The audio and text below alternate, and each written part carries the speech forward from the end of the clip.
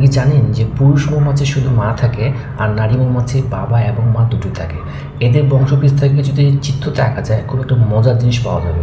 তো এই পুরুষ মৌমাছির একটা মা আছে, সেটা হচ্ছে নারী। আবার এই নারী মৌমাছির একটা বাবা এবং মা থাকবে, এটা হচ্ছে পুরুষ এবং এটা হচ্ছে নারী। এই পুরুষের একটা মা আছে, এটা নারী। এর আবার একটা বাবা আছে এবং এর একটা মা আছে, মাটা হচ্ছে নারী। এরপরে এর যেহেতু এটা নারী, এর থাকবে দুইটা, এর পুরুষের থাকবে একটা, এর থাকবে দুইটা। তাহলে এর হচ্ছে একটা পুরুষ থাকবে, একটা নারী থাকবে, একটা নারী থাকবে, একটা পুরুষ থাকবে, একটা নারী থাকবে। এখন যদি আমরা দেখি এখানে কজন থাকবে, এখানে এক, এখানে কত এক, এখানে আছে দুইজন, এখানে আছে তিনজন, এখানে আছে পাঁচজন।